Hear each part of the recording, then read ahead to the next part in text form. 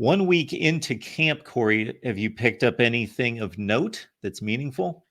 I published something yesterday with some buzz. I had somebody reach out that is close to the program that stated that Jacob Gill has had a really solid start to his camp, much to my uh, pleasure to hear. Because Mark, what have I been saying for the last couple of months ever since they landed Jacob Gill? I said, He's your "Hey, guy. I said, just wait because I think that this guy's underrated, and I think he's got a chance to start and help them a lot at wide receiver."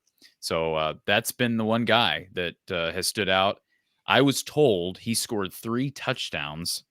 Now this is getting very specific, but I was told he scored 3 touchdowns during a scrimmage on Saturday, including one in which he burned Jamari Harris. So hey, that sounds really good.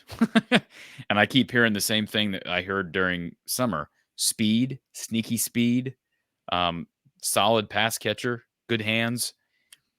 Frankly, I think he and Caden Weegan, I heard some good about Caden Weegan here first few days as well. Those two guys, you're going to be hard pressed to not have both of those guys on the field on the first snap of the game against Illinois State, especially without Caleb Brown.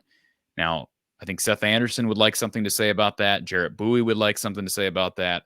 And hopefully that all is creating extremely solid competition at wide receiver. That's what they need.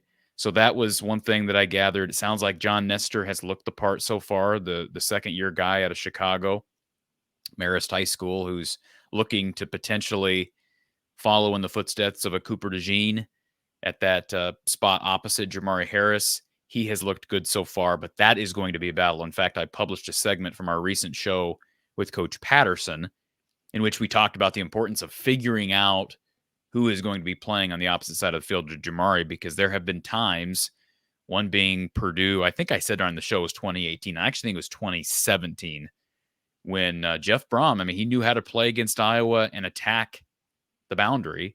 And he did it with a guy that most people don't remember. His name was Anthony Mahungu.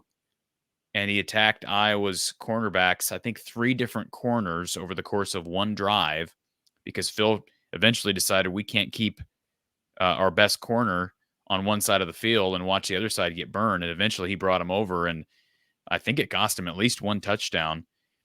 And then, of course, a couple of years ago, Cooper DeJean goes down against Nebraska. And what does Nebraska do? They burn a couple of young freshmen, Jamison Hines, TJ Hall, via a future NFLer and Trey Palmer.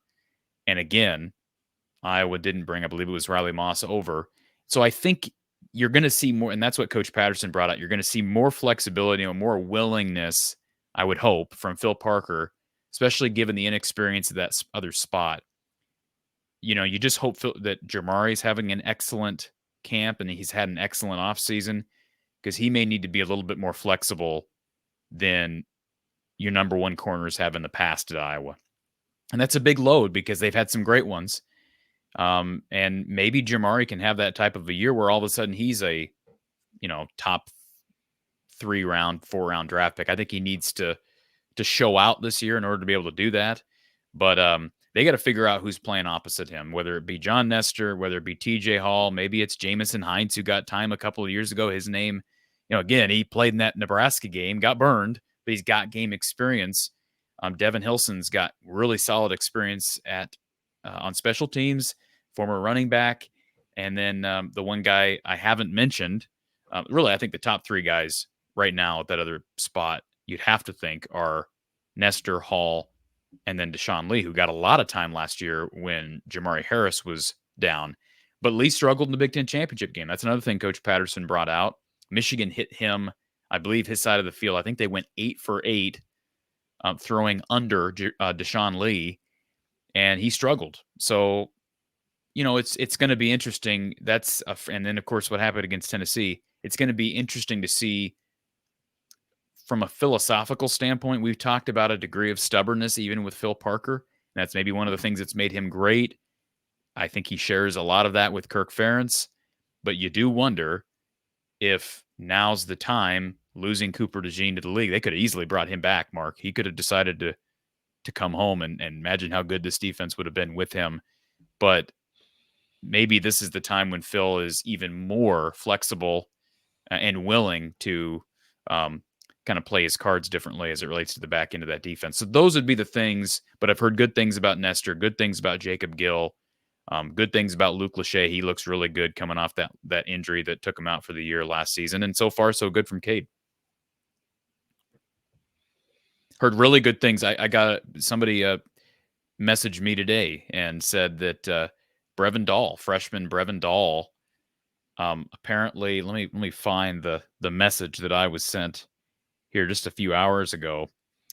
He's a guy, Mark, I've been a big fan of as a true freshman, and I have not made any predictions he's going to play this year. I don't know if he will, but he won a 100-yard race today, based on what I was told. So he might be, based on that, he is the fastest Hawkeye football player. And we've heard about some fast ones. Sounds like Jacob Gill's got good speed. Caden Weegan, we keep hearing about his speed, but I'm telling you what, and he Brevin Dahl set some serious records down in the Des Moines area. What was he, Adele?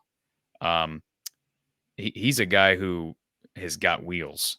And I like his tape as a running back, frankly. Obviously, with that type of speed, you think, okay, what can he bring you on special teams in the return game, maybe even as a freshman? But I like his future, assuming it sounds like he's fully recovered from the leg injury, broke his leg last year as a senior. He's got a potential to be a really exceptional tailback for Iowa. And they're loaded this year. So maybe they can work him into special teams. Maybe they can get, maybe it can be a battle between Caden and Brevin. Now that's a different skill, right? It's not just all about speed, but they've got some different tools in the toolbox. I got to think there's a joke somewhere about an Iowa offensive player running 100 yards, but